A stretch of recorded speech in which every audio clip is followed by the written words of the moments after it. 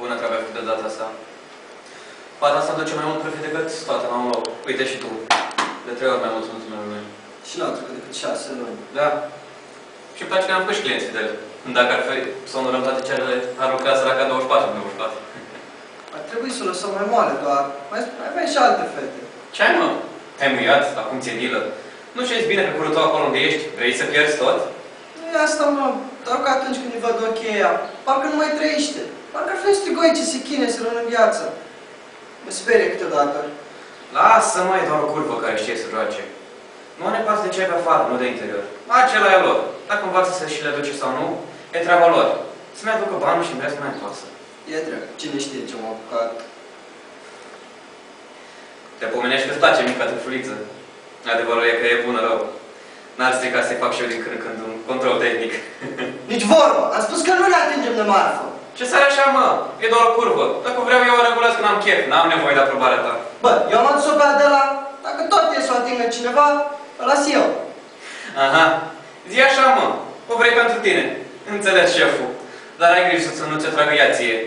Nu-i proastă ca Gica, o duce capul. Mă descurc eu. În plus, nu m-am născut ieri. Eu controlez situația, nu ea pe mine. Nu te-am auzit. Ce vrei? Nimic.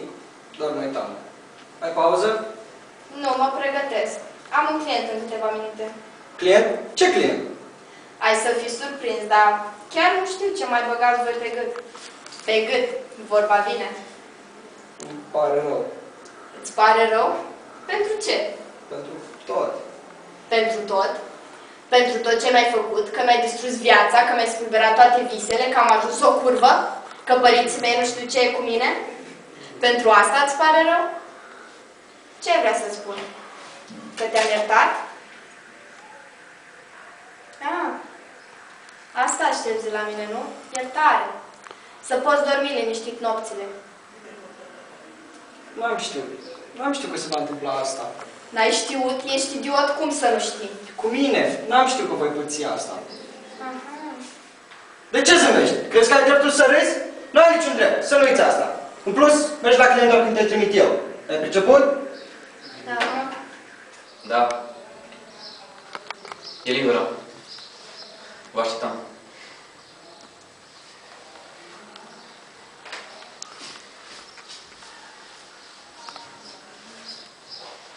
Vreau o țigară.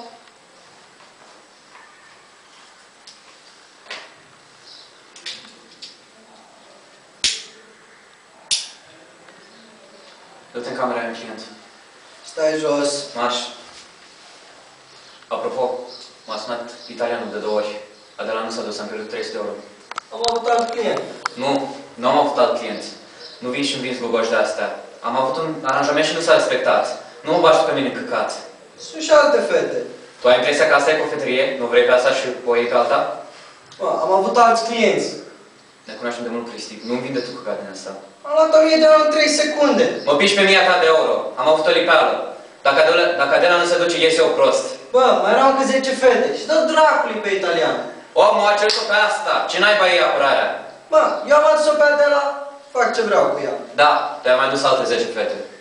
Adela face mai mult decât toate păduchească tale la un loc.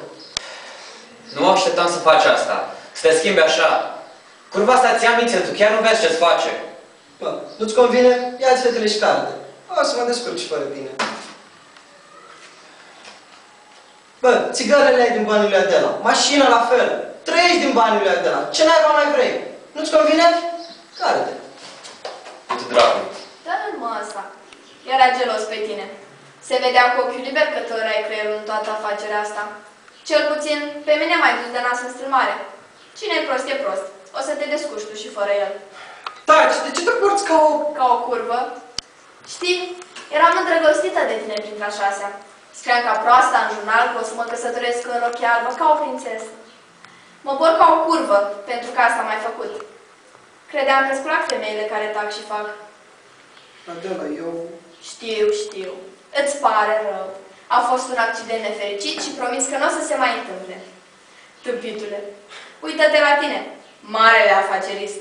Cum ți-a plecat partenerul, ai și început să te înmoi. Ce vreau să fac? Aș face orice ca să mă pot ierta. Tu chiar ai fost o greșeală. M-am îndrăgostit de tine și vreau să fie a mea. Poți să mai vrei. Îți aparțin. Nu e nevoie să vii cu texte de astea jalnice ca să te urci pe mine, să grufi ca un porc, să-ți tragi nădragii și să pleci. Mă așteptam, să știi asta. Eu vorbesc serios, vreau să mă căsătoresc cu tine, să avem copii, să fim o familie. Nu pasă de trecutul tău. Vai, ce suflet mare! Ce favoare imensă! O să scrie prin ziare, peștele sufletist care s-a căsătorit cu micuța târfă și a făcut o doamnă. Și nu mai plânge. Dacă mă scârpește ceva, sunt bărbații care plâng. Și am ascultat datorită ție, eroule, o groază de beșinoși care își plângeau de milă că nu li se scoală. Termină. Poți să pleci. Întoarce-te la ei tăi. Aici nu mai ai ce face. Sigur, mă duc la ei mei cu mâna în fund, fără facultate, fără bani, cu pașaportul expirat și o să le spun: hai să o luăm de la capăt ca o familie mare și fericită. Așa vezi tu lucrurile? Ești chiar mai prost decât am crezut. Ascultă, tu chiar vrei să mă ajuți? Cred că am făcut destule ca să-ți demonstrez. Zici ce vrei să fac și fac. Vrei bani? Vrei o slujbă? Orice! Fă-mă partenerat în afacere. Bine popușă, dar ce știi tu despre? Mai multe ca tine. Trebuie să mă înveți chestiile de contabilitate și atât. De clienți te ocupi totul. De fete mă ocup eu. Transmit meseria din mamă-fică, să zic așa. Nu știu ce să zic. S-ar putea să meargă și să câștigă bine. În plus, tu știi cum să te porți cu fetele. Nu o să trebuiască să le mai țin o săptămână pe tușă pentru că dobitocul de Eugen nu le învinețea. Tu vorbești serios. Chiar vrei să faci asta? Nu e meserie de fete. Dar să ce tragi cu toți perversi, asta e meserie de fete? Da, vreau să fac asta. Dar profitul îl face pe din două. Iau eu locul, Eugen. Ce zici? Batem palma? Se pare că da.